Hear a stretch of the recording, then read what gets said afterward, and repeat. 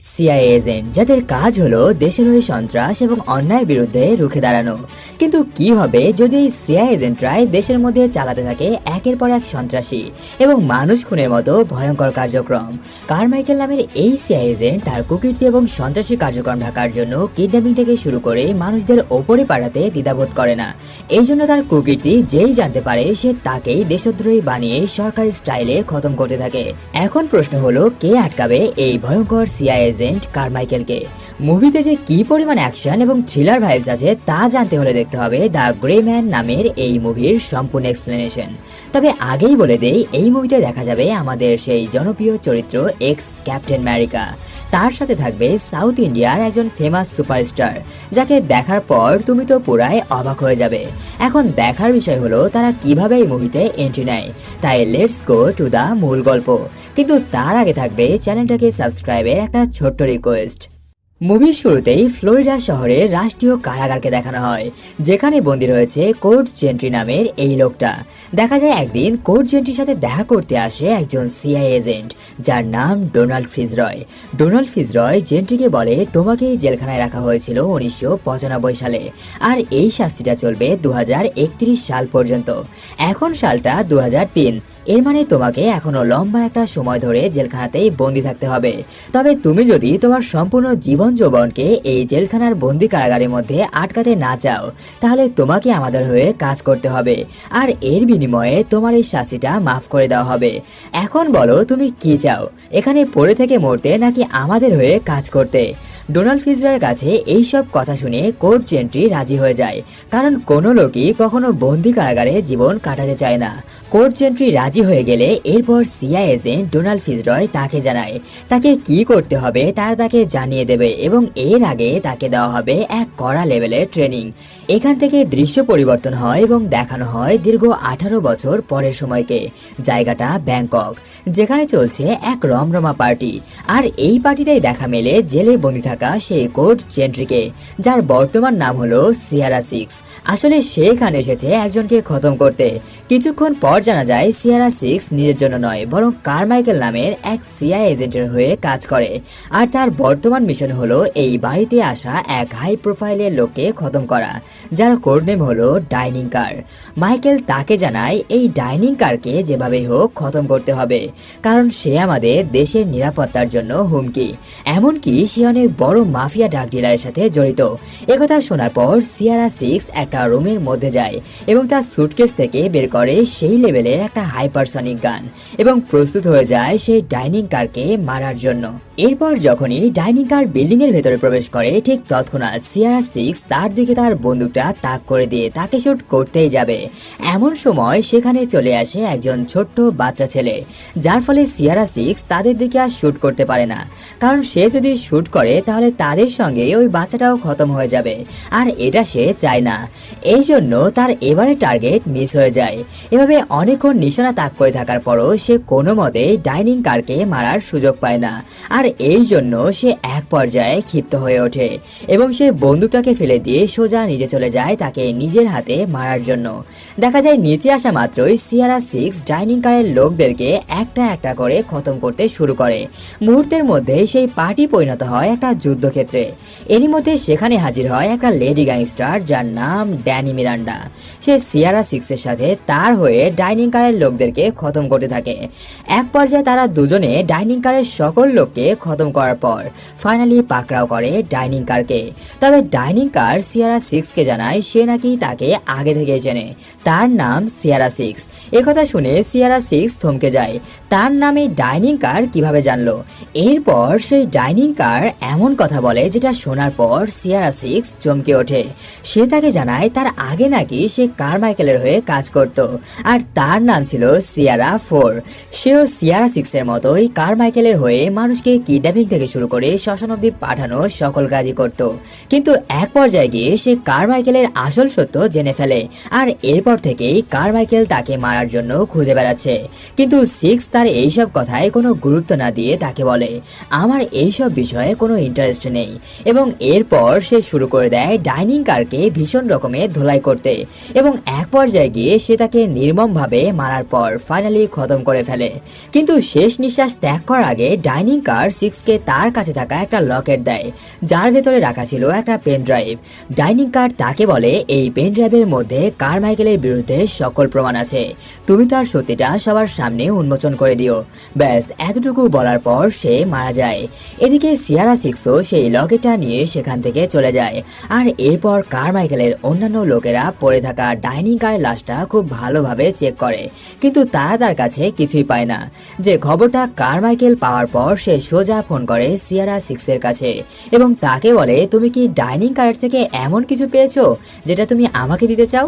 উত্তরে সিক্স জানায়, না, আমি এমন কিছুই পাইনি। এরপর সিক্স সেখান থেকে সোজা পৌঁছায় একটা গেম স্টেশনে, যেখানে বাচ্চা থেকে বুড়ো সবাই গেম খেলছিল। দেখা যায় সিক্স সেখানে থাকা একটা কম্পিউটারে বসে এবং সেই পেন ড্রাইভটা ওপেন করে যা জানতে পারে তা একদম অবাক করার মতো। সে জানতে পারে সিআই এজেন্ট কারমাইকেল দেশের বন্ধু নয়, বরং সেই হলো সবচেয়ে বড় সন্ত্রাসী এবং দেশদ্রোহী। এটা জানার পর তো সিক্সের চোখ কপালে উঠে যায়। ঠিক এমন সময় তার কাছে ফোন করে তার পার্টনার মিরান্ডা, যে তাকে তার সঙ্গে যাওয়ার জন্য বলছিল, কিন্তু সিক্স তাকে বলে, তুমি একাই চলে যাও, আমার একটু কাজ আছে।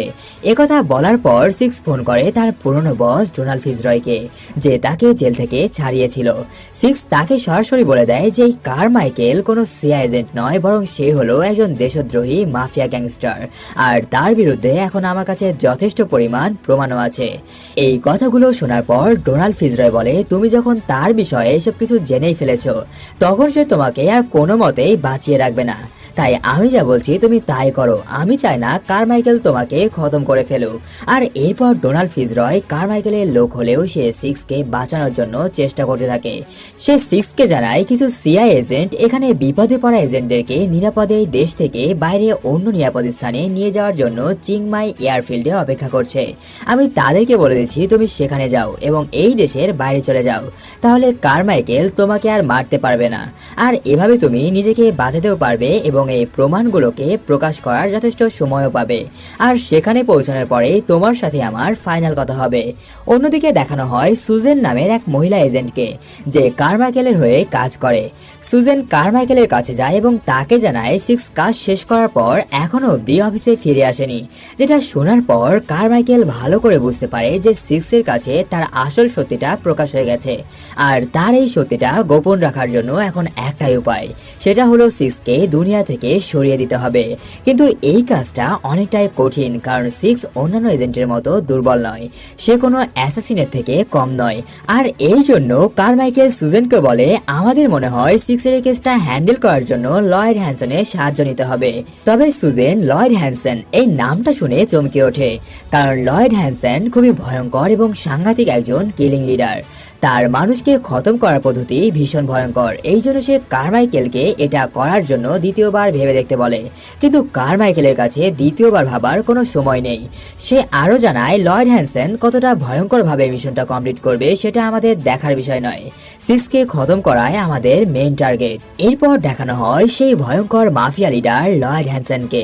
কি চেনা চেনা লাগছে তাই না? হ্যাঁ, এই হলো আমাদের সেই ক্যাপ্টেন আমেরিকা, যে এই সময়ে একজন লোককে বন্দি করে তার উপরে চালাচ্ছিল নির্মম নির্যাতন। এমন সময় তার ফোনটা বেজে ওঠে। ফোনটা রিসিভ করা মাত্রই সে জানতে পারে তাকে ফোন করেছে কারমাইকেল। দেখা যায় ফোনটা রিসিভ করার সঙ্গে সঙ্গেই কারমাইকেল লয়েডকে বলে, তুমি এখন যে কাজটা করছো সেই কাজের দায়িত্ব অন্য কারো ওপর দিয়ে দাও, কারণ তোমাকে যত তাড়াতাড়ি সম্ভব সিয়ারা সিক্সকে খুঁজে বের করে খতম করতে হবে। সিয়ারা সিক্স নামটা শোনা মাত্রই লয়েড খুশি হয়ে যায়, কারণ সে তার নাম অনেকবার শুনেছে। সিয়ারা সিক্সকে নাকি কেউই হারাতে পারে না, আর এই জন্য এই মিশনটা পাওয়া মাত্রই লয়েড কোনো কথা ছাড়াই রাজি হয়ে যায়। এরপর কারমাইকেল সুজেনকে বলে সিয়ারা সিক্সকে খতম করতে লয়েডের সাহায্য করতে। এরপর দেখানো হয় চিয়াংমাই এয়ারফিল্ডকে, যেখানে কয়েকজন ফৌজি সিক্সের জন্য অপেক্ষা করছিল, এবং দেখতে না দেখতেই মুহূর্তের মধ্যে সেখানে টেসলা একটা অটোতে করে পৌঁছায় সিয়ারা সিক্স।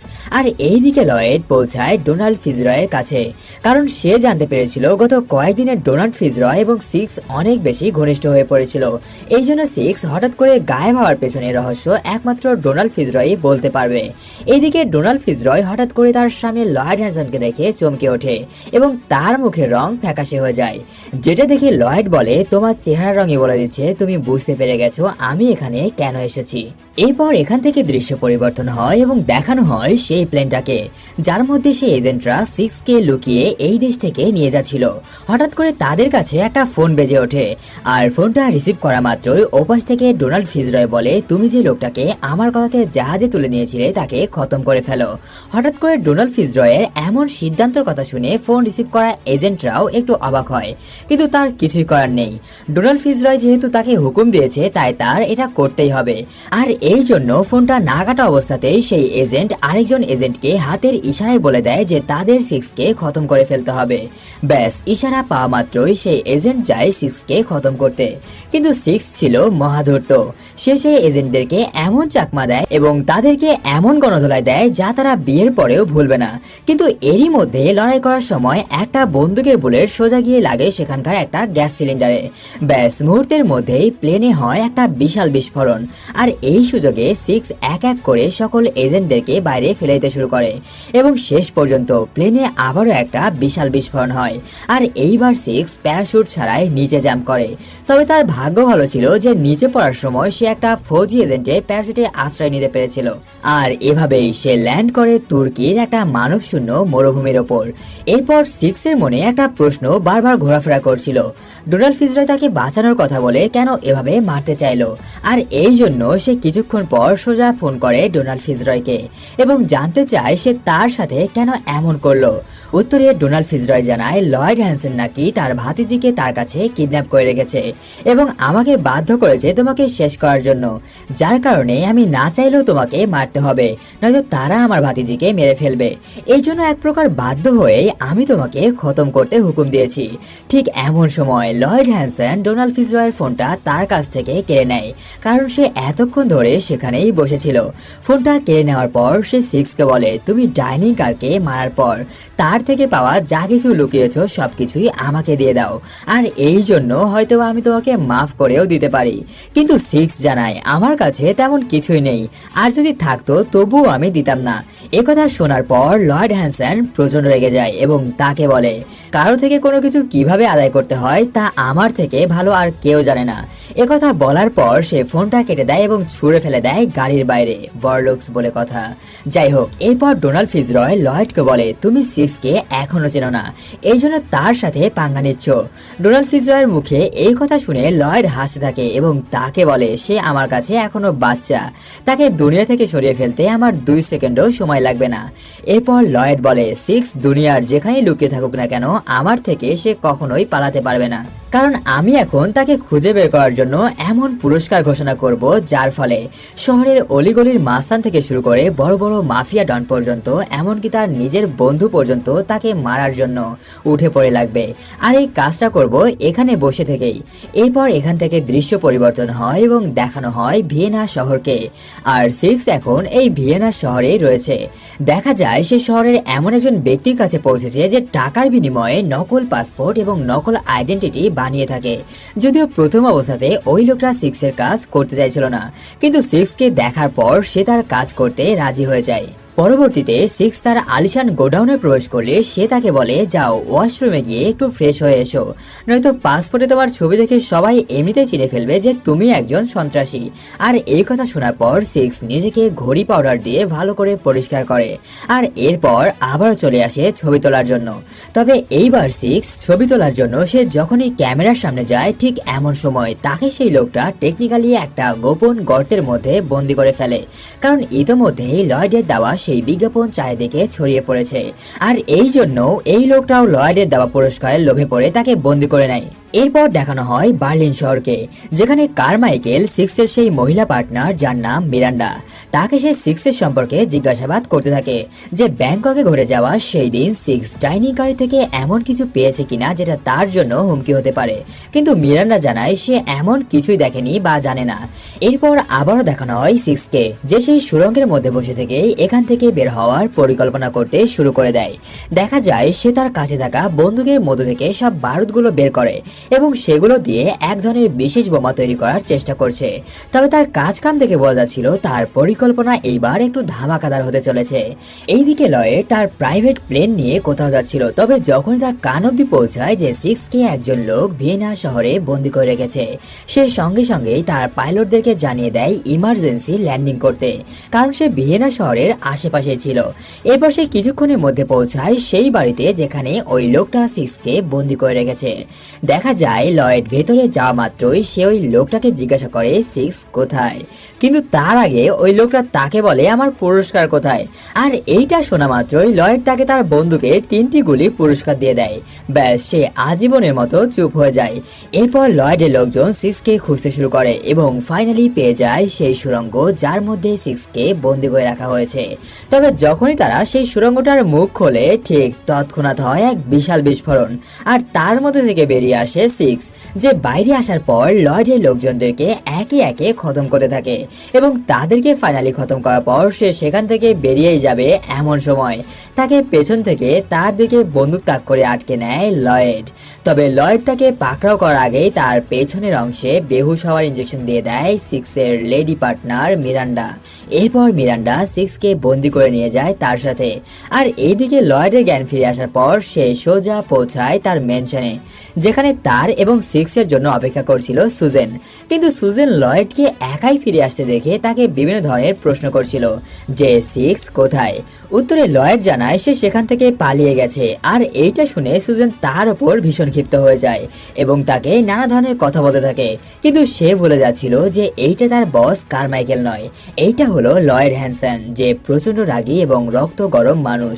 তবে লয়েড এখানে সুজেনকে কিছুই করে না, শুধুমাত্র এতটুকুই বলে আমাকে আমার কাজ শিখিও না, এই কাজটা যদি তোমাদের দিয়েই হতো তাহলে তোমাদের আমার কাছে আসার প্রয়োজন ছিল না। এতটুকু বলে লয়েড সেখান থেকে চলে যাচ্ছিল। কিন্তু সুজেন তার হেঁটে যাওয়ার স্টাইল দেখে তাকে বলে তুমি এভাবে হাঁটছো কেন, তোমার কি হয়েছে? যেটা শুনে লয়েড সুজেনকে কোনো উত্তর না দিয়ে সেখান থেকে চলে যায়। আর বেচারা লয়েড তাকে কি বা উত্তর দেবে, সে তাকে কিভাবে বলবে যে সে একটু আগেই পেছনে গুঁতো খেয়ে এসেছে। যাই হোক, এরপর দেখানো হয় মিরান্ডাকে, যে 6-এর হাত পা বেঁধে তাকে নিয়ে যাচ্ছিল কারমাইকেলের কাছে, কারণ ইতোমধ্যেই মিরান্ডার ওপর অনেক মিথ্যা দোষারোপ চাপিয়ে দেওয়া হয়েছে। সবার ধারণা 6 কোনো বেআইনি কাজে জড়িত, আর তাকে সেই কাজে সাহায্য করছে মিরান্ডা। এজন্য সে 6-কে ধরে নিয়ে গিয়ে এটা প্রমাণ করতে চায় যে সে 6-এর সাথে কোনো কাজেই জড়িত নয়। এসব কথা শোনার পর 6 মিরান্ডাকে বলে তুমি জানো না এই কারমাইকেল কতটা ভয়ঙ্কর এবং তার আসল পরিচয় কি। এর আগে সে ডাইনিং কারকে আমার হাতে খতম করিয়েছে, আর সেই ডাইনিং কার ছিল তাই লোক যে একসময় সিয়ারা ফর হিসেবে তার হুকুম পালন করত, আর এখন ঠিক এমন ভাবেই তোমাকে দিয়ে সে আমাকে খতম করতে চায়। আর এরপর তোমার পালা, এই জন্য তোমার উচিত হবে আমার কথা শোনা। আমি তোমাকে যেটা বলছি সেটা শোনো। তুমি আমাকে নিয়ে মার্গারেটের কাছে চলো। এখন কেই মার্গারেট সেটা তোমাকে আমি পরে বলবো। এভাবে 6 মিরান্ডাকে অনেকক্ষণ কনভিন্স করার পর ফাইনালি মিরান্ডা রাজি হয়ে যায় তার সঙ্গে মার্গারেটের কাছে যাওয়ার জন্য। এইদিকে লয়েড জানতে পেরে যায় যে 6 ডাইনিং কারের থেকে একটা লকেট পেয়েছিল, যার মধ্যে ছিল একটা পেন ড্রাইভ, আর সেই পেন ড্রাইভে কারমাইকেলের বিরুদ্ধে সকল প্রমাণ রাখা। তবে এখন আর সেই পেন ড্রাইভ 6-এর কাছে নেই। সে সেই পেন ড্রাইভটা পাঠিয়ে দিয়েছে ইউরোপের অন্যতম সুন্দর শহর প্রাগের একটা রাজপ্রাসাদে। তবে কেন সে ওই পেন ড্রাইভটা সেখানে পাঠিয়েছে সেটা তার মাথায় কোনোভাবেই ঢোকে না। এই জন্য সে যায় ডোনাল্ড ফিজরয়ের কাছে এবং তাকে টর্চার করতে শুরু করে। কিন্তু অনেকক্ষণ নির্মমভাবে টর্চার করার পরেও সে কোনো মতে বলে না যে 6 সেই পেন ড্রাইভটা কার কাছে পাঠিয়েছে। তবে এরপর লয়েড যখনই তার ভাতিজিকে টর্চার করতে শুরু করে তখন ফিজরয় কোনো মতেই চুপ থাকতে পারে না। সে বলে দেয় যে সেই পেন ড্রাইভটা পাঠানো হয়েছে মার্গারেট নামের একজন রিটায়ার্ড সিআইএ এজেন্টের কাছে, আর এই মার্গারেট একসময় ছিল ডোনাল্ড ফিজরয়ের বস। এরপর দেখা যায় 6 এবং মিরান্ডা পৌঁছে গেছে মার্গারেটের কাছে। তারা সেখানে পৌঁছে সেই পেন ড্রাইভ চেক করলে বেরিয়ে আসে কারমাইকেলের সব কালো ধান্দা এবং মানুষ খুনের মতো সকল তথ্য। আর এখানে মার্গারেট জানায় কারমাইকেল তার কালো ধান্দা চালানোর জন্য তাকে সহ ফিজরয়ের মতো অনেক এজেন্টের চাকরি খেয়ে ফেলেছিল। সে নিজেকে গভর্নমেন্টের চাইতেও শক্তিশালী বানাতে চায়। এসব কথাই চলছিল মার্গারেট, মিরান্ডা এবং 6-এর মধ্যে। ঠিক এমন সময় মার্গারেটের বাড়ির বাইরে হাজির হয় লয়েডের লোকজন এবং মুহূর্তের লয়েডের মধ্যে তারা গুলি বর্ষণ করতে শুরু করে দেয়, যাদেরকে লয়েড নিজের বাড়িতে বসে থেকে নিয়ন্ত্রণ করছিল। এইদিকে গুলি বর্ষণ শুরু হলে মার্গারেট জানায় তার কাছে একটা বুলেট প্রুফ গাড়ি আছে, তবে সেটা এখান থেকে অনেকটা দূরে পার্কিং করা। এই জন্য সিক্স মিরান্ডাকে ইশারার মাধ্যমে সেই গাড়িটা আনতে বলে এবং মার্গারেটকে বাইরে সুরক্ষিত জায়গায় বের করে দেয়। আর এরপর সে নিজে বাড়ির বাইরে বেরোলে দেখতে পায় তাকে চারদিক থেকে পুলিশে ঘিরে ফেলেছে। তবে সিক্স সেখান থেকে পালানোর চেষ্টা করে, কিন্তু তাতে কোনো লাভ হয় না, কারণ শেষ পর্যন্ত গিয়ে পুলিশ তাকে ধরেই ফেলে। দেখা যায় পুলিশ তাকে ধরে সেখানে থাকা একটা চেম্বারের সাথে হাতকড়ি পরিয়ে আটকে দেয়। এখন তোমাদের মনে একটা প্রশ্ন আসতেই পারে, পুলিশ তাকে ধরে নিয়ে যাওয়া বাদ দিয়ে কেন সেখানে হাতকড়ি পরিয়ে আটকে রাখলো? আসলে পুলিশরা জানতো না যে সিক্স একজন সিআইএ অপারেটিভ এজেন্ট হিসেবে কাজ করত। আর তার থেকে বড় কথা হলো পুলিশদেরকে নিয়ন্ত্রণ করছিল কারমাইকেল, যে পুলিশদের হুকুম দেয় তাকে সেখানে আটকে রাখার জন্য, বাকিটা তারা সামলে নেবে। দেখা যায় সিক্সকে সেখানে আটকে রাখার পর তার উপর প্রচন্ড লেভেলের আক্রমণ হতে শুরু করে, কিন্তু প্রত্যেকবারই সিক্স কোনো না কোনোভাবে নিজেকে বাঁচিয়ে নেয়।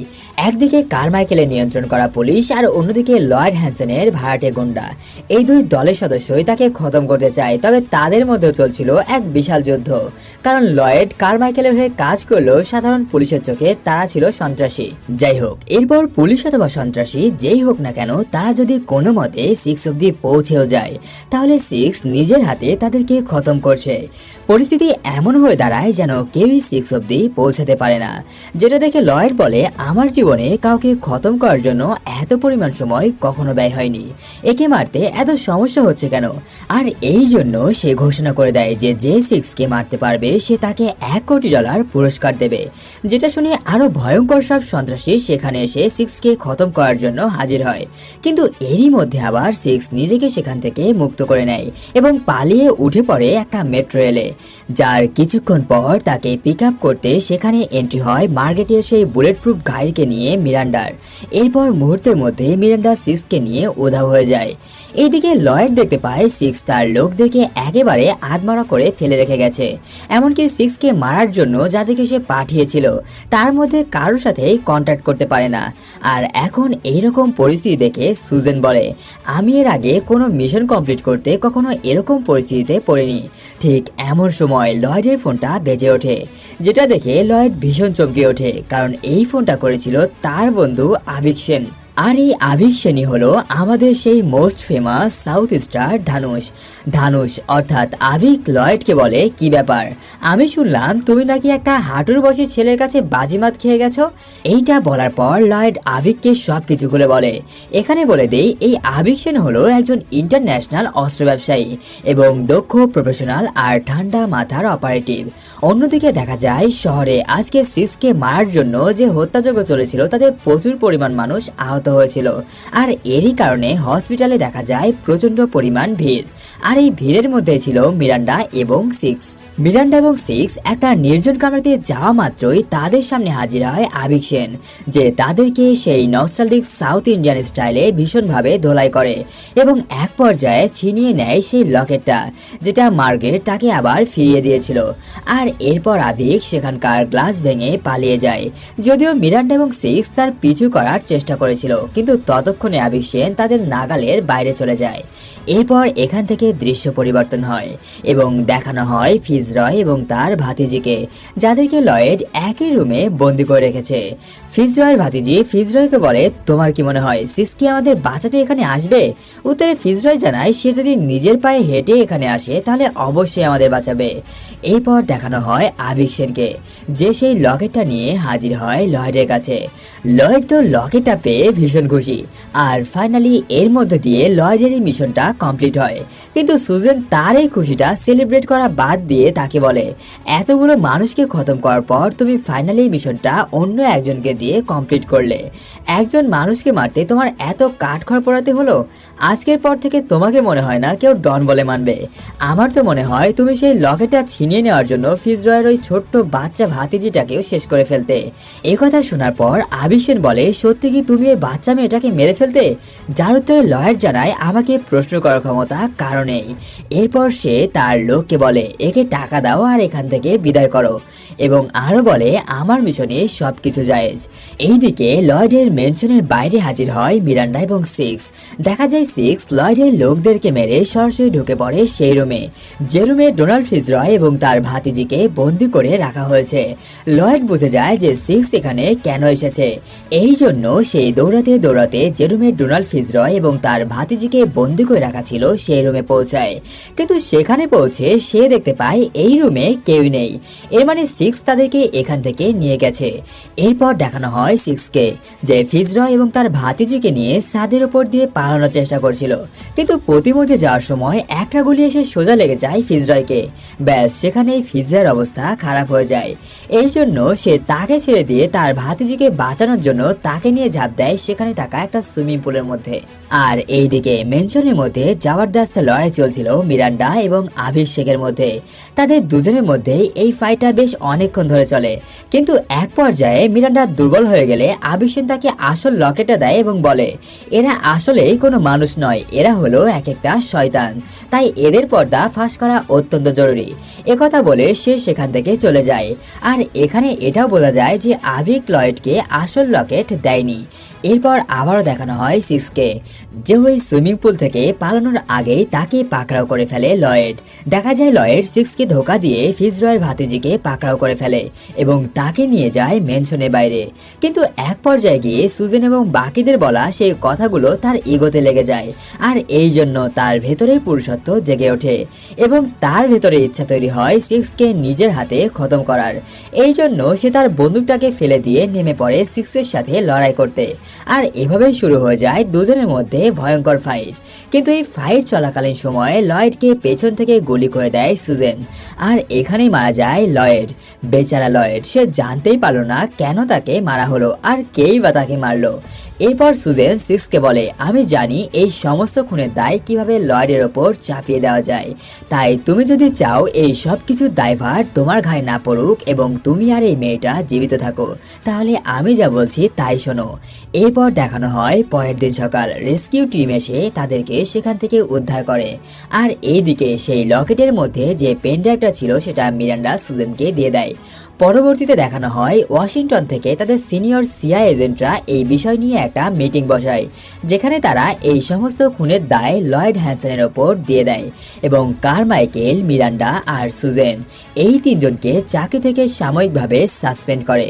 আর এখন সেখান থেকে বাইরে আসার পর কারমাইকেল মিরান্ডাকে বলে তুমি সিক্সকে খতম করোনি কেন? উত্তরে সে জানায় যে লোকটা বিশ্বের ভয়ঙ্কর মাফিয়াদেরকে খতম করতে পারে তাকে আমি কিভাবে খতম করব, বিশ্বাস করো সে আমাদের অনেক কাজে আসবে। একথা বলে তারা দেখা করতে যায় সিক্সের সাথে, যাকে রাখা হয়েছে সুরক্ষিত একটা বেসমেন্টে। কিন্তু তারা যখন সেই বেসমেন্টে পৌঁছায় তারা তো অবাক হয়ে যায়, কারণ সে সেখানকার সকল সেনাবাহিনীকে খতম করে পালিয়ে গেছে। এরপর অন্যদিকে দেখা যায় ফিজরয় সেই ভাতিজিকে প্রশাসনের লোকেরা একটা বিশেষ জায়গায় আটকে রেখেছে। তবে কিছুক্ষণ পর তার কাছে পৌঁছায় একটা ক্যাসেট, যার উপরে লেখা ছিল প্লে মি লাউড, অর্থাৎ এটা জোরে বাজাও। ফিজরয়ের ভাতিজি ঠিক এমনটাই করে। আসলে এই মিউজিকটা চলার সময় বাইরে চলছিল প্রচন্ড লেভেলের মারপিট, আর এরপর মিউজিকটা শেষ হওয়া মাত্রই সিক্স ভেতরে প্রবেশ করে এবং তাকে নিয়ে এখান থেকে রওনা দেয় দূরে কোথাও সুরক্ষিত স্থানের উদ্দেশ্যে। আর এরই সাথে শেষ হয়ে যায় আমাদের আজকের এই অসাধারণ মুভি দ্য গ্রে এর এক্সপ্লেনেশন। তো কেমন লাগলো আজকের এই ভিডিও তা অবশ্যই কমেন্ট করে জানাও। ভিডিও ভালো লাগলে একটা লাইক আর চ্যানেলটাকে সাবস্ক্রাইবের কথা মোটেও ভুলে যেও না। দেখা হচ্ছে পরবর্তী অসাধারণ অন্য কোনো মুভির এক্সপ্লেনেশনে।